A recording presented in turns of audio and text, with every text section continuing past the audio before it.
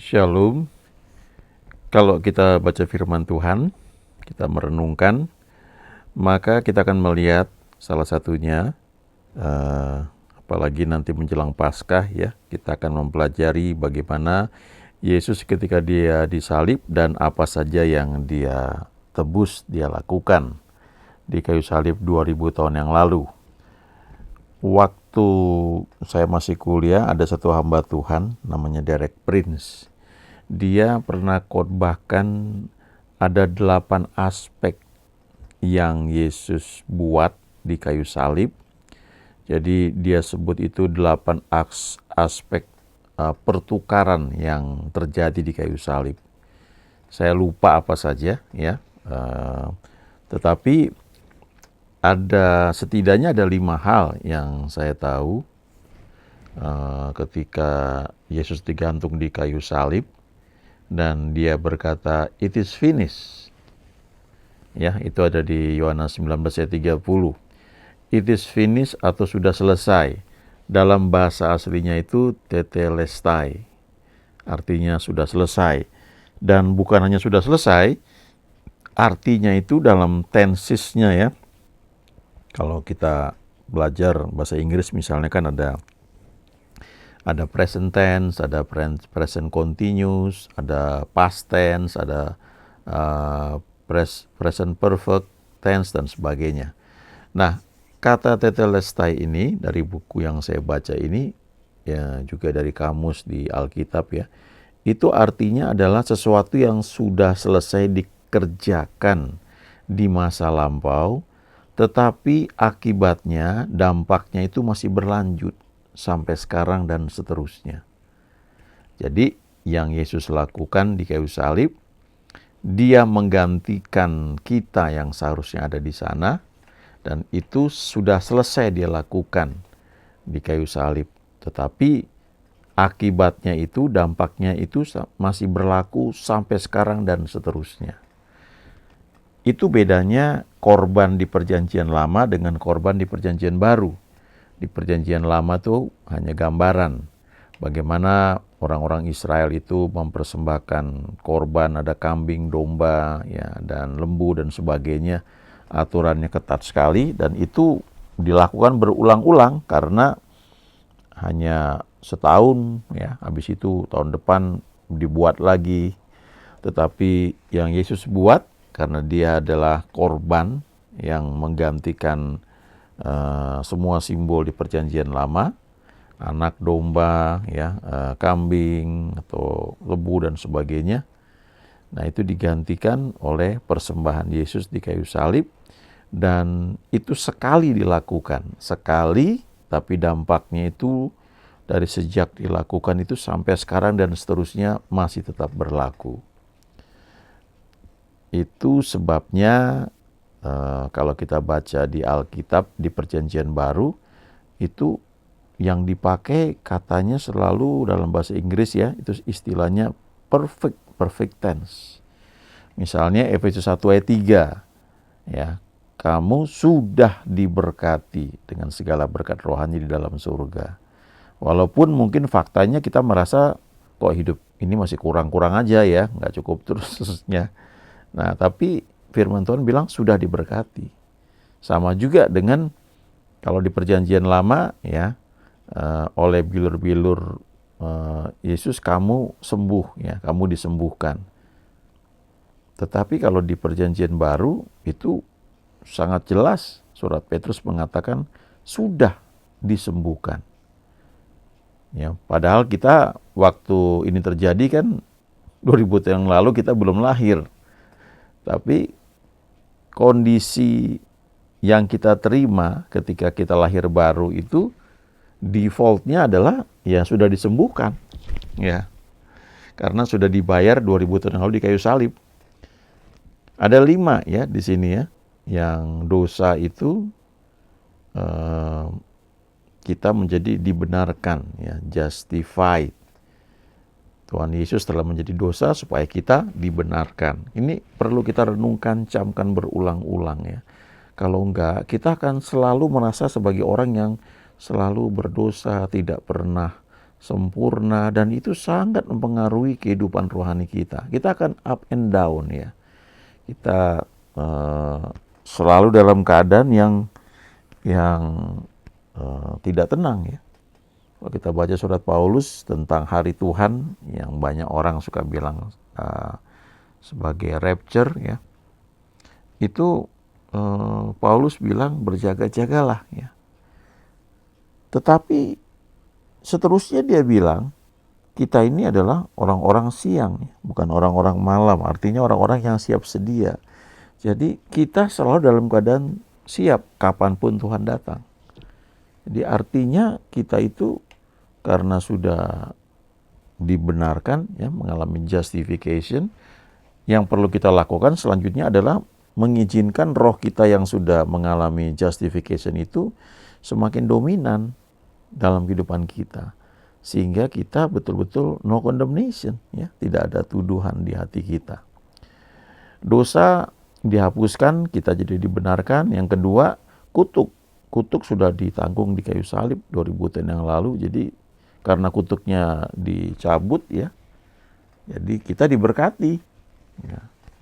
Jadi kutuknya itu ditanggungkan kepada Yesus, tapi berkatnya ya kita terima ya. Lalu penyakit, tadi saya sudah bilang ya, penyakit menurut surat Petrus dikatakan oleh bilur-bilur Yesus kita sudah sembuh, bukan akan sembuh. Jadi mindsetnya ini yang perlu kita senantiasa kita ingat ya, bahwa di perjanjian baru ini itu start awalnya itu Tuhan Yesus sudah lakukan itu ya, tetelestai, sudah lunas dibayar. Karena kalau kita baca perjanjian lama itu kan sebenarnya perjanjian Tuhan dengan orang Yahudi, orang Israel. Tapi di perjanjian baru itu segala bangsa. Ya, Matius 28 ayat 19 dan 20 mengatakan, jadikan semua bangsa muridku. Jadi bukan hanya orang Yahudi. Nah, untuk itu Yesus sudah bayar semuanya, ya, termasuk kutuk, sehingga kita bisa diberkati. Yang ketiga itu penyakit, tadi sudah disinggung juga, oleh bilur-bilur Yesus kita sudah sembuh. Ya, sudah dibenarkan menjadi orang benar, sudah diberkati, dan sudah disembuhkan.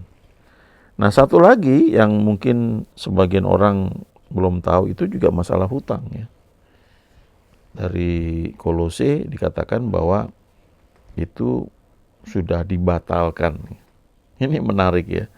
Kalau belum pernah dengar ya, atau cuma dengar sayup-sayup, apalagi dari orang-orang yang nggak setuju, kita akan pikir nggak seperti itu ya. Kita akan mungkin nggak percaya. Tapi kalau kita membuka hati kita untuk belajar seperti orang-orang Yahudi di Berea yang menerima firman dengan segala kerelaan hati, lalu kemudian menyelidiki kitab suci, benar nggak demikian? Nah, kalau kita seperti itu, maka kita akan sangat diperlengkapi ya dengan hukum-hukum surgawi, sehingga apa yang Tuhan janjikan itu bisa kita miliki. Saya pernah beberapa kali hadir di kebaktian oleh yang hamba Tuhannya itu memang bergerak dalam teaching ya, pengajaran mengenai money, mengenai uang.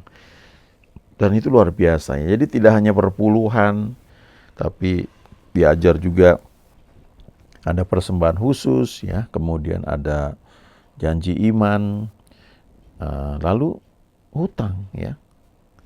Itu beberapa kesaksian ya saya dengar itu yang namanya dibatalkan. Memang di perjanjian lama ternyata ada itu. Ya, orang-orang Israel disuruh membatalkan hutang, ya, membatalkan orang lain yang berhutang kepada mereka. Ya. Ini memang perlu step by step, ya, memahaminya. Kalau enggak kita akan dengan mudah untuk menolak, ya, kita reject itu. Padahal ini salah satu yang Tuhan sediakan. Saya dapat pengertian seperti ini, bahwa kalau kita membeli satu perusahaan, maka kondisi perusahaan itu apa adanya ya yang kita beli. Kalau perusahaan itu saat itu punya hutang, karena sudah menjadi milik kita, maka hutang itu juga menjadi bagian yang harus kita bayar ya. Nah, Alkitab mengatakan bahwa kita sudah dibeli dengan lunas, harganya sudah fully paid ya, sudah dibayar sampai lunas. Karena itu kita bisa dengan penuh keberanian datang kepada Tuhan dalam doa, dan kalau dikatakan fully paid, sudah dibayar penuh, artinya semua kekurangan yang kita miliki ya, termasuk hutang ya, itu juga menjadi tanggungan Tuhan ya. Nah, tinggal bagaimana kita realisasinya ya, bagaimana kita melakukan bagian kita. Saya ingat dulu ada satu hamba Tuhan yang dia bangun gereja ya. Saya nggak tahu ceritanya jelimetnya seperti apa, tetapi dia sendiri yang ceritakan, dia sendiri yang khotbahkan pengalaman dia. Nah, karena kita yang dengar ya itu nggak tahu seperti apa sesungguhnya, jadi waktu dia cerita itu kita bingung juga sebenarnya, tapi sangat diberkati. Itu nggak bisa dipungkiri ya. Ada, ini bicara tahun 90-an ya, 96, 97, 98, jadi udah berapa tuh, lebih dari 20 tahun yang lalu. Itu ada hamba Tuhan yang memang pelayanannya seperti itu. Lalu ketika di kebaktian ditantang itu orang-orang yang mungkin punya hutang ya, bawa tagihannya itu, lalu nanti akan diurapi ya. Dan banyak kesaksian yang aneh-aneh. Nah, salah satunya adalah hamba Tuhan yang saya cerita tadi, dia bangun gereja, dan karena kan itu kan dari persembahan jemaat yang masuk kan ya, masuk ke kas. Nah, sementara izin udah keluar ya, harus segera dilakukan. Lalu kalau nunggu uang terkumpul semuanya ya nggak selesai. Jadi dia melangkah dengan iman ya, dan akhirnya memang selesai ya, luar biasa. Tapi ada satu masa ketika dia punya tunggakan itu beberapa miliar ya. Dia udah pusing, lalu ketemu orang yang menghutangi itu ya, yang kasih pinjam uang itu. Orang itu cuma tanya, kamu bisa bayar nggak gitu ya, dengan nada agak tinggi ya. Lalu akhirnya si hamba Tuhan bilang, poinnya tuh nggak bisa gitu ya. Lalu yang memberikan pinjaman itu bilang, ya udah katanya, jadi lunas itu. Padahal itu utangnya berapa miliar loh ya. Itu satu cerita. Di tempat lain ada banyak sekali ya. Nah, kalau tidak ngalami hal itu, mungkin kita berpikir sulit kita terima itu ya. Tapi ya saya share ada loh ya, dan menurut saya cukup banyak. Caranya bisa macam-macam, tapi itu ternyata dalam dunia roh dulu itu ya dibereskan.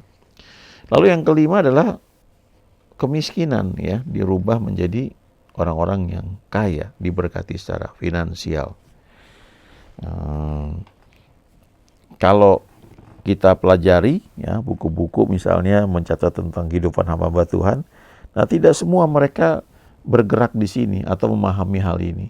Ada yang bergerak dalam karunia kesembuhan begitu kuat ya, orang yang sakitnya macam-macam itu didoain bisa sembuh, tetapi secara prosperity atau kemakmuran dia kurang sekali ya, minus sekali. Nah, sebaliknya ada yang bergerak dalam bidang prosperity, dan itu banyak sekali orang yang senang ya, karena wah kaya kan istilahnya kan, banyak dapat uang. Tapi dalam hal penyakit mereka tidak terlalu bertumbuh.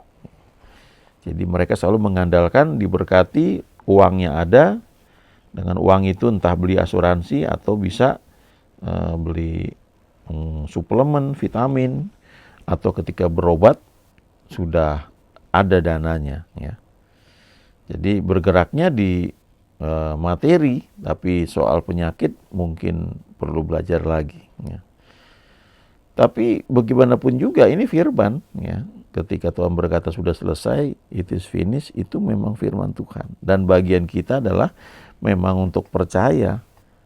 Kalaupun belum, ya setidaknya kita membuka hati untuk belajar, menggali, ya seperti orang-orang Yahudi di kota Berea. Nanti ujung-ujungnya, karena kita ini hidup di perjanjian baru, itu adalah menyangkut kasih karunia dan iman. Grace and faith. Ya, Efesus 2 ayat 8 dikatakan, sebab karena kasih karunia kamu diselamatkan oleh iman. Jadi ada dua hal di sini yang membuat kita diselamatkan, diberkati, disembuhkan, dipulihkan. Yaitu yang pertama adalah grace, ya, atau anugerah atau kasih karunia dari Tuhan, itu Tuhan yang kerjakan. Yang kedua adalah faith, iman. Nah, iman itu adalah respon positif terhadap firman yang kita dengar. Iman itu seperti tangan kita yang terulur kepada tangan Tuhan yang terulur kepada kita. Jadi Tuhan dari surga mengulurkan tangannya, ya gambarannya seperti itu. Kemudian kita yang di bumi yang percaya, kita menyambut uluran tangannya dengan cara mengulurkan tangan kita, menyambut apa yang dia berikan itu kepada kita. Jadi semuanya itu by grace through faith. Ya. Semuanya itu oleh karena kasih karunia atau anugerah, tetapi via iman, ya, lewat iman. Ini hal yang senantiasa perlu kita renungkan, camkan, ya. Karena kalau kita cuma dengar sepotong-sepotong, itu tidak mengubah cara berpikir kita. Ya, butuh waktu untuk bisa mencerna hal tersebut. Tapi percayalah, kalau kita sungguh-sungguh, ya, ikut Tuhan, Dia akan tunjukkan jalannya seperti apa. Sehingga kita tidak hanya mendengar cerita orang atau melihat orang mungkin diberkati, mengalami yang tadi debt cancellation, ya, pembatalan hutang, dan juga healing, kesembuhan dan sebagainya, ya. Kita tidak lagi hanya melihat atau mendengar orang lain mengalami, tapi kita sendiri mengalami. Dan pengalaman bersama Tuhan itu memang akan mempengaruhi bagaimana kita menilai satu bagian firman Tuhan. Kalau kita nggak pernah ngalami atau nggak pernah mendengar mengenai debt cancellation, ya, hutang yang dibatalkan, maka buat kita sulit untuk terima ayat-ayat yang berhubungan dengan hal tersebut, ya. Kadang-kadang kita reject dan kita menutup mata sebenarnya, ya, nggak mau bahas topik itu lah, kira-kira kayak begitu.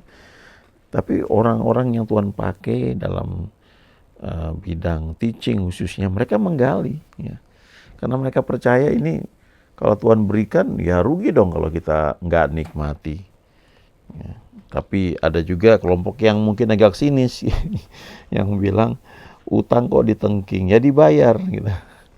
Ya betul juga, memang dibayar, tapi maksudnya ini kan spirit, ya, di dalam dunia roh. Itu yang mungkin sulit dimengerti oleh orang-orang yang walaupun rajin ke gereja, ya, walaupun rajin pelayanan, tetapi sebenarnya hidupnya itu lebih dikendalikan oleh karnal, oleh daging. Ya, logika berpikir, emosi yang terbentuk dengan pengaruh dari film-film yang ditonton. Kalau suka nonton saya sih belum pernah lihat, ya, drama Korea misalnya, itu membentuk kita, ya, cara berpikir kita, dan sedikit banyak itu sangat mempengaruhi, ya. Itu sebabnya, ya, setiap hari mungkin baca firman Tuhan, renungkan, itu akan mengubah cara berpikir kita. Ada banyak yang Tuhan sediakan bagi orang percaya, dan itu seumur hidupnya. Kalau kita sediakan waktu untuk belajar, maka kita akan semakin kaya, ya, dalam pengertian rohani kita, dan kita semakin bisa untuk menerima semua anugerah yang Tuhan sudah sediakan bagi orang-orang percaya, ya. Camkan 5 hal itu, nanti kita bisa melihat ayatnya, ya, tapi setidaknya kita perlu ingat 5 hal yang tadi, ya, saya bacakan. Tuhan itu selalu baik ya. God is good all the time. Amin.